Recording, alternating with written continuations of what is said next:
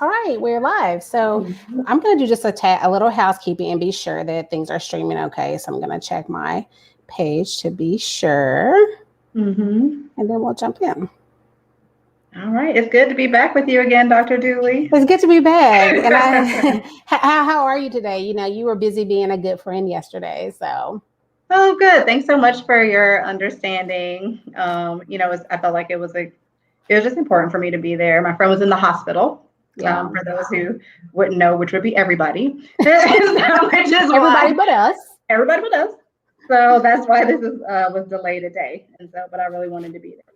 So yeah, I appreciate you. I think it's just, to me, it's just like friends and family like comes first, you know, and so we can always redo this stream. So again, thank you for being here again. For those who've been following us, hopefully you know by now, I'm Dr. Dooley, I'm a psychiatrist. We're here with Dr. Kitchen, she's a psychologist, and we basically meet to talk about different timely mental health topics. So before we get started, I do just want to give my general disclaimer that what we're going to talk about tonight is for informational and educational purposes only, and it doesn't constitute medical or mental health advice. So we're just gonna we gonna for put your that consideration, discussion, and for But I always like to say that just because as licensed mental health professionals, we do tend to talk maybe about things about diagnosis or other things, and just so people are directly aware. So the topic we're going to be addressing today is about cancel and call out culture. And I feel like this is just everywhere. It's in the news, it's in the media. Even though calling out things or publicly shaming is not new, the way that it's morphed now with social media is a different kind of evolution of it. So we're going to talk about that. And so to do that, we're going to start just with a definition. So basically, when we refer to call out, we're generally talking about an interpersonal confrontation between individuals. And for the purpose of this conversation is going to be on social media. So the basic idea is that someone will do something that's wrong, offensive, a misstep, and then basically they're publicly, often collectively, called out online. So that's the kind of general reiteration. I'm sure like back in the past, it would be, TV or a newspaper article, but today we know it's Twitter and Facebook and Instagram. And then, well, let's just start there. We'll kind of move on to cancel culture, but what is just kind of your general thoughts about it? We talked about this a little bit already, but your general thoughts about like publicly calling someone out when they made a misstep. So, I mean, I really actually appreciate this because it made me think some about even like my past and the way I have addressed instances that I haven't liked. Like if someone did something to me, like an offense, especially towards me directly, how I brought that to their attention. And so I know we were talking about this yesterday. And so for the sake of this, before you go, like, so let's say in the past, if that happened, like, how would you do it? So in the past, I have had definitely instances where I have brought, this is mostly more in the workplace. And so in the past, I have instances of calling out, let's say, a process error that was made by an individual, but bringing it out in the team setting. So while my intention wasn't necessarily, it definitely wasn't to publicly shame someone, it definitely would have highlighted an individual's action in front of a group. And so even though my intention wasn't to publicly shame someone, I think that people felt under the individual would feel under the spotlight. And I think that's fair to say. At least our time working together. Yeah. Calling out someone individually when there may be like a process issue didn't always go over very well. Did not go well. And so in thinking about it over, it just really didn't go well at all. So I think like in general, part of just over time is really recognizing that the message didn't land in the way I hoped it would. And so the way I was communicating was not effective. And then, which, makes me think about, well, how do I want to be criticized? Like, how do I want my mistakes to be brought to my attention? And I would much rather that be done one-on-one. So for instance, you, Dr. Dooley, pull me aside about something. I can't believe you're gonna bring that up. Yeah, that was a very interesting moment, I think. Just as your role, right, as my boss, basically. So I had been arriving late to work for several days and was had on my mind to bring to attention other members of the team who are arriving late to work. And basically you pulled me aside and you were like, you really need to clean your own house first. Like you can't bring to somebody else's attention what you're not doing. So, which especially I think with the team that we work with, I just knew that it wasn't going to be received in that case. I think I told you, I was like, if it comes from you, it won't be received the way that you're hoping to do. So no, but I realized like just the way that you pulled me aside versus even if it was talking about just being on time in general at the team level, I still could have left that feeling like you're talking about me specifically. You're addressing me specifically. So I appreciate, and if I appreciated being pulled aside, I think others would too, versus being kind of spotlighted in a group or public setting.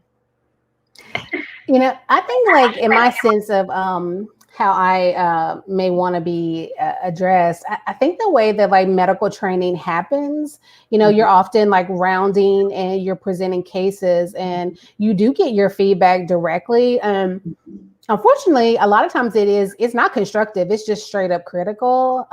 Particularly like, you might be working with a person who just doesn't like your style of, let's say, presenting or how you approach the case. And, it's everybody sometimes is there. Like you're the low person on the totem pole and it's like nurses and students and dietitians and you're kind of really getting the dress down. But I say that to say, I think because I had that experience and I grew a very tough skin that, I feel like I can take, even if something is critical, if it's true, I feel like I can take it that way. If it has to come that way, that's not like my preference, but I think I'm also that I can take it that way. And so I have to be mindful that, in some ways that's like really unhealthy and can be a little bit toxic, even though I'm used to it, and things like that can perpetuate itself. So I have to be mindful that, that is just because something like that happened and I got used to it, doesn't mean that it's something that should go on.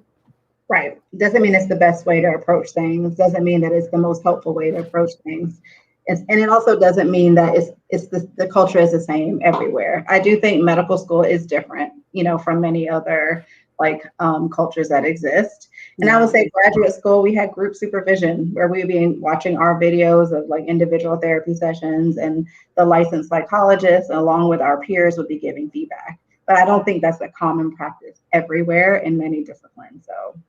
And I think we're talking about too, like missteps. So, there are some times when we may say or do something that, even in the moment, if it's incorrect, I think you mentioned this when we were talking, like people going back and maybe at a different time point or, a different point in history and kind of bringing up something that someone said or did when at that time, it may not have been viewed that way, but in this context, in this lens. So, I think that's really like also a really important point that you made. All of us at some point, if people were writing down things we said. I have made many, many more mistakes. I've said many things off the cuff that, I wouldn't necessarily want to have been brought back up 15, 20 years later. Right. I think like social norms, expectations, our beliefs change over time. And I think what we were talking about was like holding people accountable for social norms that didn't yet exist. Right. Like we look at like same-sex marriage that evolves over time. And so while perhaps we should have had those values in like 1985, it's the social norms and it was just different. It was a different time. And so holding someone accountable for the way we view things today from something they said in like 1986, I think it's not fair. Yeah, I think even like I remember I was watching recently like a comedy show that had Andrew Dice Clay. I know I'm dating myself. I don't know if you remember him. He was the guy's like I don't get no respect, him. And even at the time he was controversial, but by like today's lens though, looking at him, I mean, I think his comedy would be totally unacceptable. At this point in time, things he said about women and everything. Or even the John Hughes. I am dating myself as well. Like 16 Candles, like the John Hughes movies. Girl, that stuff would not be allowed today. That would be like, this is, I watched 16 Candles and I was like, I was like, this is not acceptable. This is horrible, actually. Right. And But I it's say, like 80s, it's like, yeah. it was like So permissible. So I love that you brought up that point though. Like, to have to call someone out based on yeah, today's expectation and standards. I mean, I think it's worth like questioning whether that yeah, is fair, if it makes sense, if it's productive, right. So let's move on to the cancel part of of this. So there's the call out, and then there's the cancel. And so the kind of working definition I found about cancel culture or canceling someone, it's basically to stop giving support. And usually, I think in the traditional sense of this, it was a celebrity or an organization, something in that has a power structure to it. Even though I think how it's applied now is often applied to individuals. And it can include what will be generally known as like blacklisting, like excluding people from a community, from a culture, from a place, or like boycotting. I'm not going to buy this singer, this artist, music or art or things of that nature. And one thing we talked about, which was I think really helpful, and I'm going to put a link to the article that you sent me for people who are interested in it. But what was so interesting about the article you sent me about really the origins of like cancel culture is really in, like in like Black American culture, and really a struggle to call out these aggressions that are happening against people, in a collective way, in a way that's like safe. We can all come together online and call out these power structures, and how it's kind of been co-opted to mean like something else now. And so can you just kind of give your feedback? The article was like a very It was a dense, it was a it was dense. dense I had to like article. look up some of the terms. I was like, I don't know what this is, but I still think it's like a very interesting like historical view of where it has come from. Mhm. So, I mean, I think some of the take home things from that was that it really it has always existed in one form or another at many points in our history.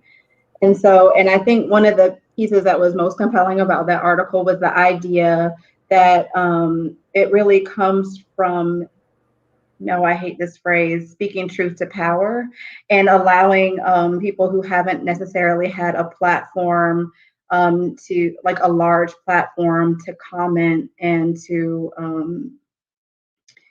raise their voices collectively against really either like some systemic injustices and stuff. But this has like social media has provided a platform for groups that would not have had access to historical platforms like written like press or like just news shows, news broadcast shows, and those kinds of things.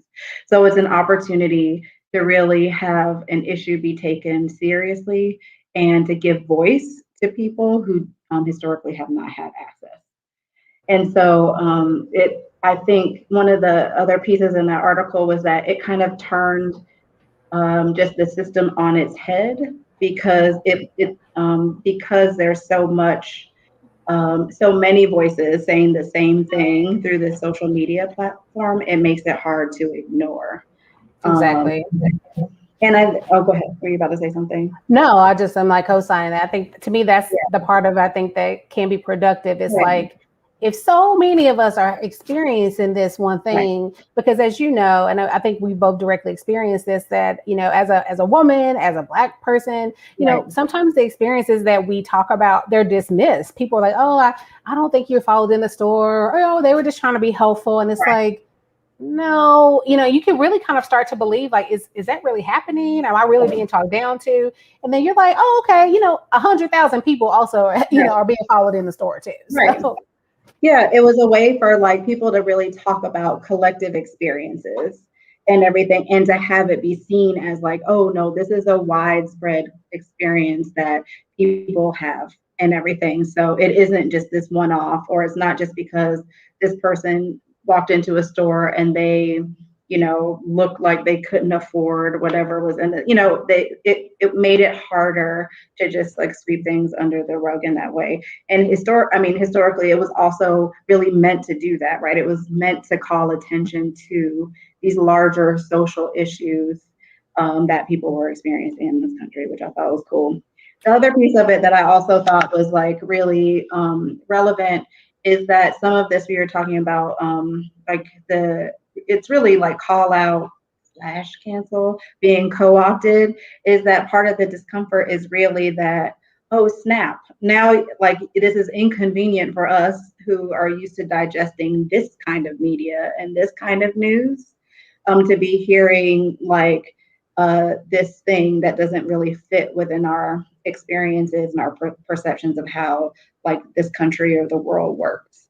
And so a lot of this right. And so like even calling it something like a cancel culture or call out culture, I think can be an attempt to really just kind of minimize what the intention is and the acts that many people are making. Right. So That's a really good point. Like it's by naming it that it has almost made it something that can again, and I think that this speaks to like the power structure, right? Because right, now where we're seeing all this like discussion, even the academic articles that are talking about it, it's like almost as a means, okay, well, we can cancel culture. Like that's not right. something that's productive. It's like, Hmm. no, there are some parts of the things that we're saying that, when Oprah can go into a store, I don't know if you remember that famous case where I Oprah do went into remember like that. Paris or wherever it was, and they Uh-huh. didn't think she could afford the purse or whatever she was looking at. It's like, okay, now if when this happened to Oprah, people are like, oh, okay, it's really happening. Whereas like other people have been saying, forever that unless you look a certain way, if you go to certain places, people perceive you a way and then they treat you Right. differently. They treat you differently. Hmm. Um, so when we were talking, kind of offline, and we were talking about like how canceling like tends to happen. And so, one thing I think also kind of the theme of that article and a couple of the other sources I saw is that, Hmm. one question that came up is like, who could actually be canceled? Like when we're saying that we're canceling someone, like what does that really mean? Because again, I think the intention is that Right. who would be held accountable would be the power structure, the government agency, the Right. organization. But how it's kind of trickled down now is to like an individual, whether that's a celebrity, often it's an everyday person. We'll Yeah. talk about that later. But I mean, let me just ask, like, do you think a person like a celebrity, a person of power can actually be canceled? Like, is that possible? And I'm going to tell you why. So part of my thought about it is like, R. Kelly, how long has he supposedly been canceled? But and what is that, like the application of that mean? Like, for Right. example, he's so prolific in music. Like I would say, let's say definitely from the 1990s and early 2000s. Like if we're canceling him, if we're being done with him, we're being done with everything. I mean, like so many different Right. parts of music. I Believe I Can Fly, churches, we ain't singing that no more. I mean, gospel songs, R&B songs, like, can he really be canceled? I guess that's my question. Like, what does that really mean? Dang, that's not a hard question at all, Dr. Dooley. Well, I'm just saying because I think what ends up happening though is again the way it's applied often comes to like everyday people, and Right. these are people who really can be canceled, right? These are people who are losing jobs, like they're Right. really having direct impacts on their life and their family. They're Right. people found out they make a misstep. Let's say, one common one I've seen is like people are in black or brown face or have some kind of Nazi emblem on Halloween. I don't know why this continues to happen, but every year, despite it's like, why does this continue to happen?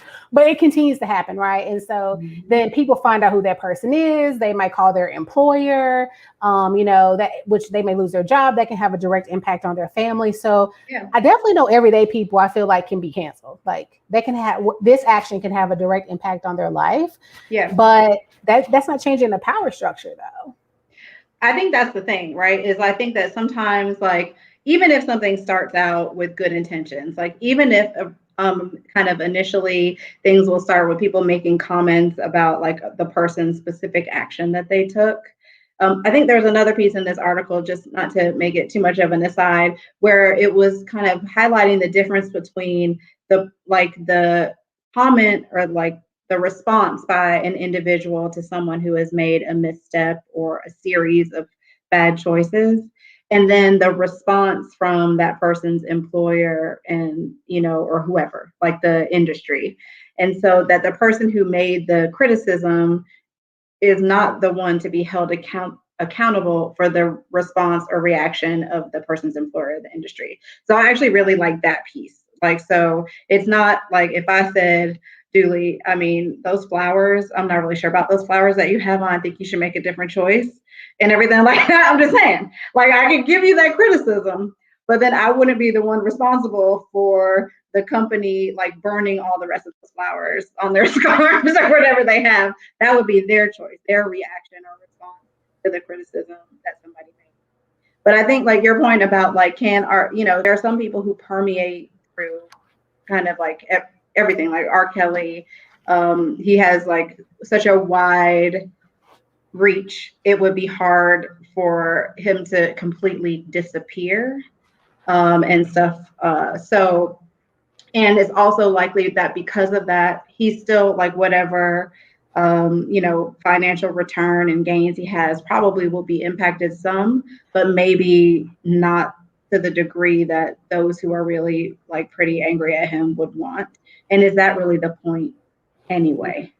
So is the larger point to make actual reform, to like call attention to the larger social issues that are getting him in trouble in the first place, social legal issues that are getting him in trouble in the first place. So the thing, I think like there's like levels to this, right? So when we're talking about like what people are being called out for, there's what I'm calling like people being offensive or making a misstep, right. That's not like, for example, for me wearing brown or blackface, I feel like that's pretty established. I mean, in this culture, in this country where we live, it's not acceptable. Like, I don't even feel like what more can we say about it, so right. And then of course there's something like what R. Kelly is being accused of, which is right. Sexual assault. So there's definitely like levels to it, but I think you bring up a good point. It's like, what are we trying to accomplish here? Even with like R. Kelly, there was like, he's been legally charged. I think he may still be in jail from this most recent set of charges. But then there's like a whole documentary, right? And part of me, I feel like the purpose of the documentary is what I'm saying, right? It's like to call out, to talk about the things that have, reportedly, allegedly happened over the years with him. Because we know that it's not going to cause any legal accountability, right? Things like that can't be brought into court. So it's not going to impact him in that way. So like, to me, that this is a very like structured, organized way to say, hey, right.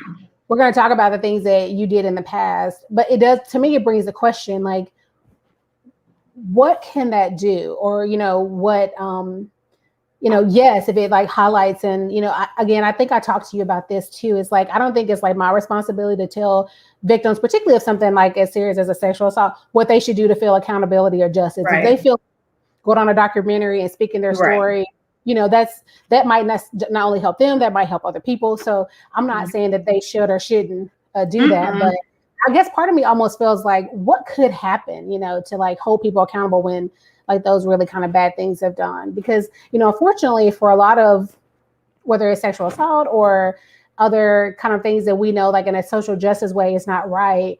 People really probably don't get held account in the way that we, would hope that they would. Or even if people go to jail, it doesn't still always leave the person who was offended feeling like that I got justice. Like, okay, they did time, but maybe I'm still chronically dealing with a mental health issue, or maybe my livelihood has been affected because I can't work, or whatever the situation is. Like, who's going to help me with that? But I think that kind of just going back to what you were saying is the intention.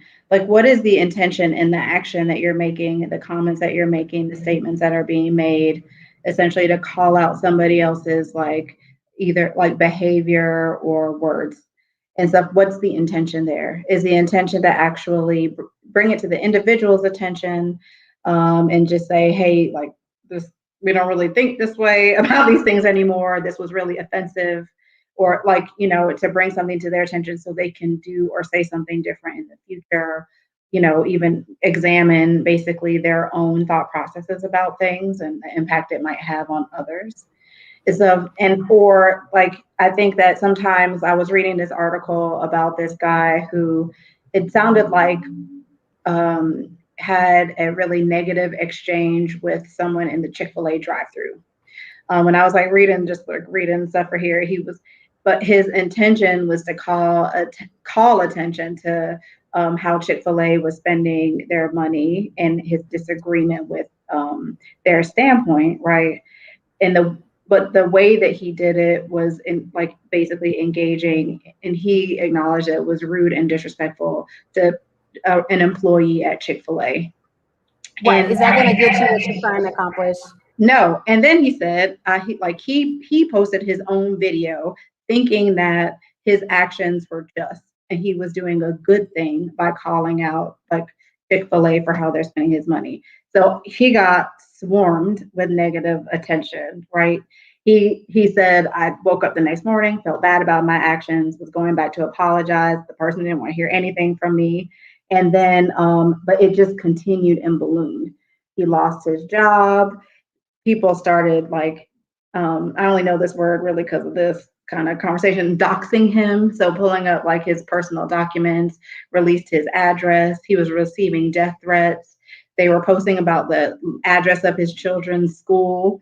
So I'm like, even if the people who were commenting on his behavior was to say, you really were a jerk, you owe that person an apology, that then takes like a severe left turn when you start aiming to ruin someone's life and stuff or to make them feel unsafe. What does that accomplish? What is the intention in those actions and those words? So I feel like you kind of you just, it's like the greater good is lost as a result of that.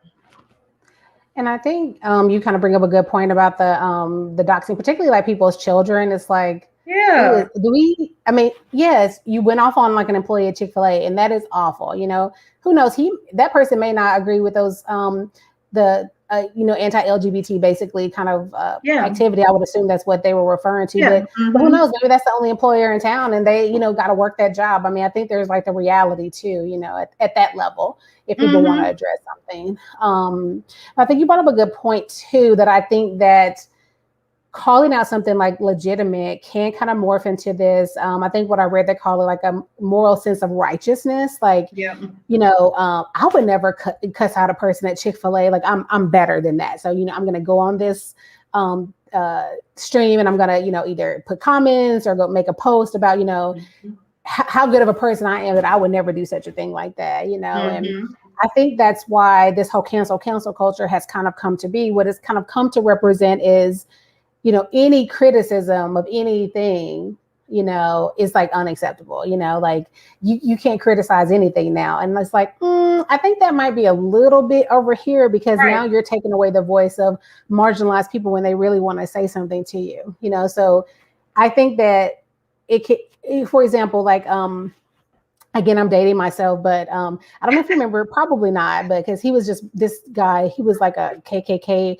leader. His name was David Duke, and he ran for like public office. Yes, I am aware of who David Duke is. If you're from the South, you kind of know. I don't know if people outside of our region would know, but he was like pretty popular and had a certain form of like white supremacy that was like more digestible to a lot of people. And because he was from like Louisiana-ish area, he would be in Arkansas a lot. And so I remember at one point he was kind of coming around and going to schools and, having these sessions, basically these seminars, and talking about like why he believed what he did and why he felt like he was basically suited for public office. He basically like, why can't I hold these beliefs and be suited for public office when there are people who hold other kinds of beliefs and they're in public office, And of course, people would protest, him coming, but I do remember like people would go to these though. People would actually go to hear what he had to say. And I feel like we're able to, at the college level, have a discourse that wasn't, violent or disruptive. People could be passionate, but people could actually have these conversations. And I do feel like now there's some sense again where this is kind of morphed to a point where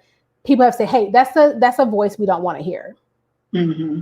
We're not gonna, in the context of like education and everything, like that's something we don't feel like our school should be doing. And, again, I think it's, especially in college, places of higher learning, part of the reason you're there is to kind of experience different things. And while I personally would not go to hear what David Duke has to say, I don't feel like he's going to say anything that's going to impart any value to me.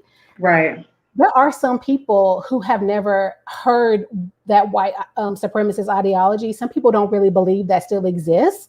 Some people think that's something in the past. So I think that could be helpful for someone to hear, not to bring them over to white supremacy, but to see that like it's alive and well, to hear that. And just to hear different perspectives. So, and just to have the opportunity to hear different perspectives, even ones that you might disagree with. I was thinking about this, I know, not to skip ahead or anything in our conversation, but just kind of talking about the downside of public shaming and the impact it would have on an individual to be willing to really say anything. to say an opinion, to give an opinion about anything, if the potential consequence of that is to be basically like isolated and essentially berated for maybe having an opinion that differs from some people that you know. And I feel like that is like you and I, not, I mean, like to me, you are forever a particular age, but we basically are pretty close in age. You're forever 37. It's so funny. You're like your age. I'm like, we're basically the same age. Like, how old? I remember one day I was like, how old do you think I am? I have been aging every year, just like you. You're forever 37.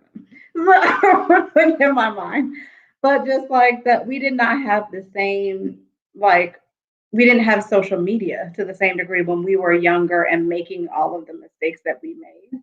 And so the risk of having something that we said, just have someone potentially take it out of context or in context and just run with it and spread it not only to our friends and family, but the world, didn't really exist for us in the same way as it does now and everything. So I just think about that, the missed opportunity we have to actually hear and learn from each other if people are so afraid to say anything because they're so afraid to be bullied or shamed in a way that will follow them for years. And so.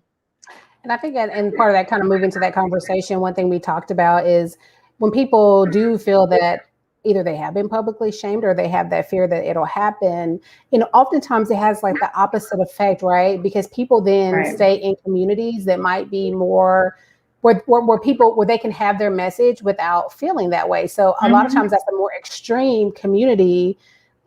Maybe, there are people who aren't going to give them a difference of opinion, and so when that happens and you never hear a different perspective, to me, it can just really kind of like confirm to you what you believe is true, even if it's not, because that's all that you hear and see. And you see that just like politically, right? Some people only, take in a certain kind of news or listen to certain kind of news stations or programs or newspapers or whatever. They never hear a different perspective. So it's like you're living in a different reality. Your reality doesn't include opposition, different opinions. Right. So, I think that's like a dangerous slope. And if we're not careful, like you said, if people fear so much that I'm going to say something that's not politically correct or popular, or whatever, then, that might happen to me. So instead, I'm just going to go over here to this other community, just keep myself over there, and is that really helpful? Because that's clearly happening. I think about QAnon. Right. I mean,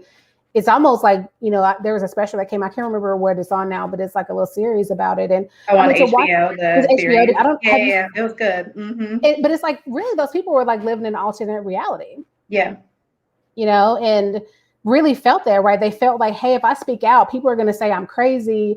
People aren't even going to listen to me. And so I'll just go into this other community. And it definitely, I think, got more radical because of that, because there wasn't opposing opinions. And, in the work that we do, we hear all kind of things. So the stuff that QAnon is talking about ain't that out there. We've heard a lot of other things that are more out there, I think, than that. So, I mean, I think I can listen to that and be like, okay, you think that there's, child sex or anything. I mean, let's just face it. I mean, we know there's child sex trafficking. It's not like the concept of it is totally foreign. It's like the way that it's applied may be different, but I don't feel like I couldn't have a conversation with someone about it, to where they would feel like I absolutely can't talk to you about it. Right. And that kind of brings me over to, as we were talking about the kind of negative impacts of like canceling. And I think I have mixed feelings about the whole call out and cancel. So I think, as we talked about earlier, I think people should be able to speak about their lived experiences when they've been discriminated against and or harmed, especially when that's to a larger power structure. I think people should be capable of doing that. For sure. But where I worry is that what I talked to you about is that there are people who, for various reasons, just have trouble socially. Maybe they're on the autism spectrum. Maybe they have social anxiety. Maybe they just have interests that, people at large don't have. And so they find their community online, like maybe in their small town, there's nobody there that looks like them or is interested in the things that they're interested in. So they find their communities online, but the fact that, excuse me, they only found their community online means that if they make a misstep or, a mistake or a boundary violation, and if they get shunned from their community online, they don't have community. And that's where we see like the mental health consequences, the social isolation, the depression, the suicidal thoughts or, suicides that happen. So I think that's the part of me that, and again, that's where we're usually seeing it, right? People aren't seeing us if they're part of their community. We're seeing them on the cancel side. Mm-hmm. And I think that's the part of it that's hard for me. Is like, how can we do that? How can we address when boundary violations and things like that have happened without disconnecting people from their community? Right.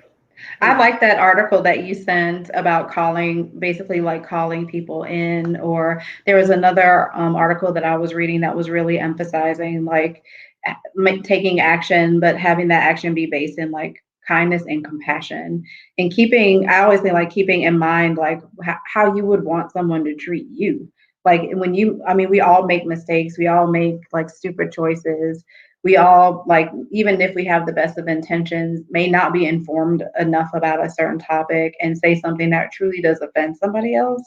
But in those moments when I've made those mistakes, if someone were to like blast me on social media, I would feel horrible. Like I would feel embarrassed. I would feel like I would feel horrible. And so when we even, I think just in the beginning, the first questions when we were starting this, it was just talking about like how, really how you would want someone to respond to you, I think is always something to keep in mind. Another article I was reading was just talking about like how mental health professionals are seeing people who have been on the receiving end of being like publicly shamed on social media, and how they have symptoms consistent with like PTSD, that they kind of develop like more like social anxiety or like symptoms of agoraphobia. They don't want to go outside. They don't want to see anyone or be seen by anyone. They feel like they can't say anything. And I don't think that's what we want for people. I don't think the majority of people want someone to feel that way. And so, I do honestly, if we can hold in our minds thinking of how we would want someone to respond to us on those days that we're not the best person or not the best versions of ourselves, that would make a difference going forward. Because I agree with you that I have mixed feelings about them, of two minds about it, right? I think that it can be very effective when it's addressing larger like social issues and allowing for the voices of those who haven't traditionally been heard to be heard on a large scale. But then I think it's a fine line. And I think there's a pile-on that can occur that really does become like unhealthy and just cruel. And I don't think that's what we want to be. When I even see like those threads kind of get going, even when it's again something that is just totally socially unacceptable, it's just so negative. Like I don't even, that's something I would probably either hide or delete. It's like there is nothing positive that's gonna come from this. Like at this point, 100 comments in, it's just all toxic and negative at this point. So I can just like log off of this like part of it. And I think recently, I put in like, we have a group chat, and, there was a comment I saw online that was, transphobic really, and of someone who I, know and, grew up with and have a lot of respect for, and a lot of respect for the work that they do. And so, I sat on that for a while, and thought like, again, you have to make these choices. Am I just going to scroll by and just like let this be? Is it even worth bringing it to the person's attention? Because even when you know someone, you never quite know, how these things will kind of go over. But it bothered me so, because I feel like this person is in a position of authority and in a position of influence. And based on what I know about the person, I don't think they would intentionally do something to be harmful. So, I just message them on social media privately. And I just said, hey, I saw that you made this comment. I'm not sure if you're aware that it really is an offensive comment to people in this community, based on my experience. Like I've never heard a person in this community want to be referred to that way. And, basically what what I'm asking is that, this thing happens. I don't know if you know this training, this HRO training that we have, high reliability organization training, where we work. And part of it talks about like those 3 W's. So like what is concerning me, and part of it's like what I'm asking for, and so as a form of like direct communication. And so I was like, well, let me take these tips. So this is what I see. This is why it's concerning to me. You're a person of influence, and these words can really, they can be harmful to people. And then this is what I'm asking. I'm asking you to consider, taking that off or, saying something in a different way. And, surprisingly, and I was kind of on pins and needles a little bit, but, it was a positive response. The person, and it was simple. The person just thanked me and they changed it, and it was just that simple. And so I think sometimes we're anticipating it may have to be something that's like more confrontational, but that kind of goes back to that New York Times article we're referencing, was talking about calling in. It's like, this person is part of my community and I know that they have a positive impact in a lot of things they do. So if I see something, I don't feel like I should scroll by this time because this person's influence could really maybe be a potential harm to somebody, with those kind of times. So let me I care enough about this person that I want to bring it to their attention. Right.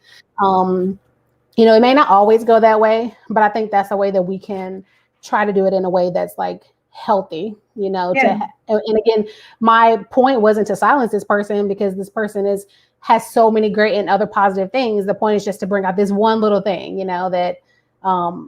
that I just had some feelings about. So, and I just wanted to give the example. You sent me an article and everything around like how effective public shaming is anyway. And I'm wondering because I think like if I am going to believe in the goodness of mankind, then I'm also going to choose to believe that the intentions of some people when they are making comments on social media is actually to be helpful and to call things to people's attention with the intention of helping them make a difference in the future. But maybe you could talk just a little bit about that because the article you sent was really talking about it.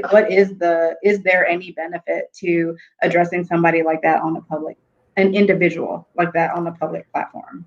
That article, and I basically actually just looked and did like a short kind of like search, and there really isn't a lot of evidence to support public shaming to be a helpful intervention to cause change, Right. And so I think we know that, I think just even in your life, if you're trying to be on a health journey, you're trying to lose weight, if somebody comes and makes comments about your weight, now some people are like, oh, that's going to motivate me. But for most of us, it just makes us feel like crap. And we're just going to go get the Ben and Jerry's now, Like, dang. Like, oh, I thought I was okay. And now, and again, maybe the comment wasn't even meant that way. Maybe the comment was something like, oh, girl, you looking thick today. But if thickness was not your goal, if you're trying to be slim and you're like, right. oh, I'm looking thick now. Oh, okay. We never know what goes on in somebody's mind. But like I'm saying, that's an off comment somebody can make that, could affect them. But let's say for the purpose of like publicly shaming people, which would be more like, girl, you gonna eat that? And a lot of times those type of comments go to people in larger bodies, right? So it could be a table of people who are eating, but if you ever said that to me, I would be like, but the thing I think about it too is those comments don't actually go to someone of your size. The comments often go to a person in a larger body, because they're the person who is less socially acceptable to be in that size and eat ice cream, and so, and that's something that's really common that people in larger bodies will, oh, you're going to have seconds, but like it's Thanksgiving, everybody here is eating seconds. Why are you talking to me about having seconds? And that isn't going to help somebody if they are struggling with a weight issue, which they may or may not be. But the base of it is that there really is not a lot of evidence to support public shaming to be helpful to cause change, at least on an individual level. And so to me, that begs the question again. We know there's that fine line, right? Calling out, we're talking about institutions, we're talking about a systemic thing. But on an individual level, if there isn't a lot of evidence to support that being helpful for change, then it's like, okay, why are we doing that? Right. I do think culturally people do believe though, like on individual level, like I talked to an older member of my family about this and they were like, some things you need to feel shame about. You should feel shame about that, and back in my mom's day, if a girl got pregnant, for example, and she wasn't married, she may have to go into the front of the church and like apologize to the church. I mean, that's really a form of public shaming. Often the males weren't asked to do that. Just the girl who is actually pregnant.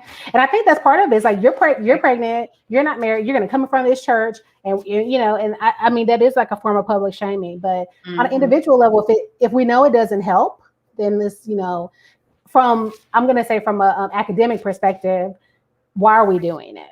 Yeah. There's like so much evidence that the opposite is that it's not helpful and actually may be a harm to people, particularly as it relates to their mental health. Right. That is the thing. I feel like thinking about like, what is the goal here? What is the intention here? And if we know that something doesn't work, like public shaming is not going to work to help actually meet the goal, then why do we continue to do it?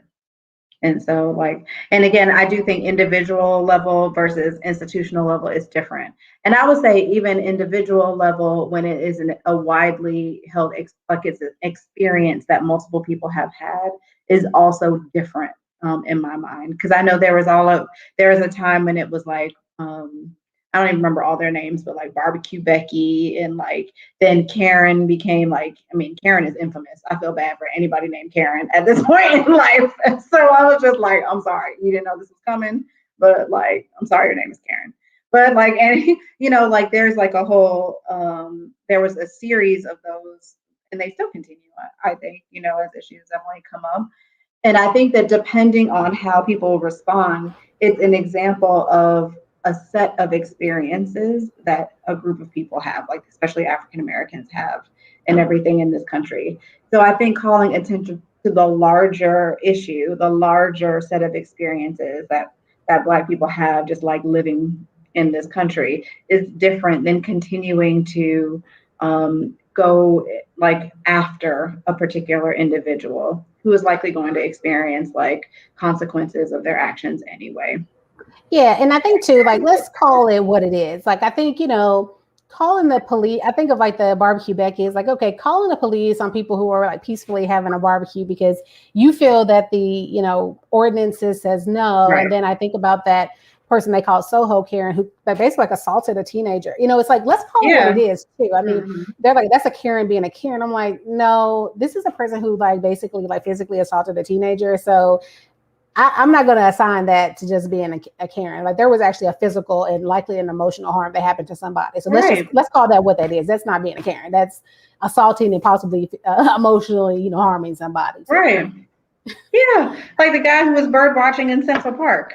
I mean that, and having the police called and having the person say the Black man, I can't remember what his name is right now. I apologize for that.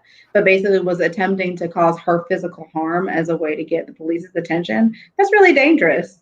Yeah, let's call that Central Park Karen. Let's call that calling the police and making a false statement. Like that was like actually the potential to have like great harm to this man. So also, I think kind of doing it and calling it that way is a way of also kind of like it can diminish what's actually happening. Like, yes. We gonna call that something else, Right. It's like that Karen name. I think too, like that. I was talking about this earlier, and I don't know that I have a really well formulated thought here, but I will try. Okay. It's like the whole idea of kind of referring to it as call out culture or cancel culture. I think it does run the risk of diminishing the actions that are being taken. So I actually take issue with that because I'm like the fact that these are things like these actions that these instances, the white women have engaged in have put others like either directly in harm's way or potentially at risk of facing harm, either like through legal consequences or other kinds of harm that they may have experienced. And that is problematic. Like that is like, so I think like to have it all be placed in a bucket of like cancel culture or call out culture, I think really does run the risk of taking away. I think it all goes back to what you were saying about things that are about it being co-opted by like maybe the mainstream and presented in a particular way. It potentially is a way of really trying to return to the status quo of having the voices of like marginalized people be minimized.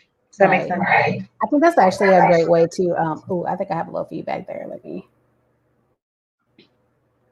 But yeah, I think that's like, I think that's my problem with it too. It's like, sometimes just saying, oh, that's cancel culture. We don't have to think about that. That's call out culture. Right. That's just, no, let's call a thing a thing. I'm a big believer of that. Someone throwing a tantrum in the store because they have to wear a mask, that's a Karen. Somebody, physically assaulting a child Right. and possibly causing them emotional harm, that's abusive. We would not tolerate that from their parent. We're not going to tolerate that from a stranger. I don't care Right. who they are and what they look like or what their name is. Like, no, that's not acceptable, Mm-hmm. And so I think you actually just summarized it actually really well, is that's the risk that we take. And I think we're actually seeing it now. People are like, oh, you just canceling them. Oh, it's the same people canceling again. We don't have to Right. listen to what they're saying.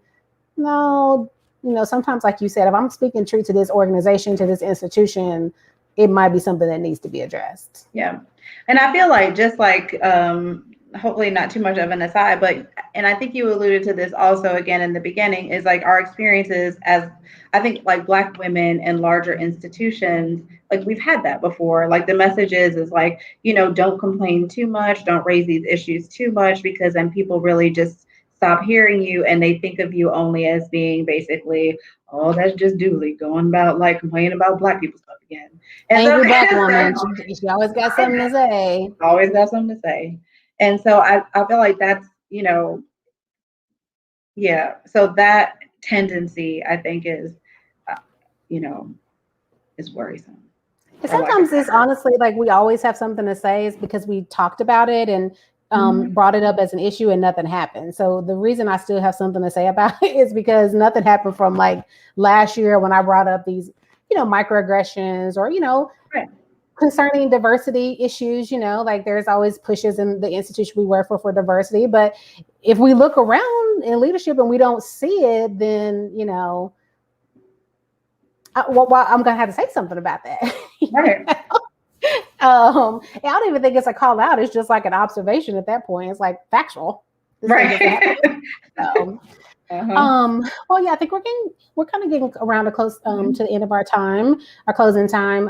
Is there any other kind of final thoughts? I actually thought that last part you said there really kind of summed up, I think, my overall feeling about it really well, which is that, let's not lump things together as being called out or canceled to the point that we actually diminish the voices of, marginalized people. Mm-hmm. Yeah, I think so. And I think that is like I think if we can all kind of just when we take issue with something that someone has said or what they've done, is just to think about how we, like, what our intentions are, what we would like to be different, and to think about how we might approach someone in a way that will allow them to like maintain some like dignity. And like, I've worked with a psychologist who said, give people a face-saving way to take responsibility for an action that they've made. And I feel like it's the same thing, like give someone a face-saving way to be able to either acknowledge their error or even be more willing to like examine the choices that they're making. And so, you finish us up on a good note there. So, so that's our talk today about call out and cancel culture. We welcome any comments. Usually, we'll be around here the next particularly couple of days from now, kind of looking and kind of responding if people have any comments or feedback from us. But that's all we have today, and we will catch you all for our next live. All right. Thank you, Dr. Ketchen. Thanks, Julie.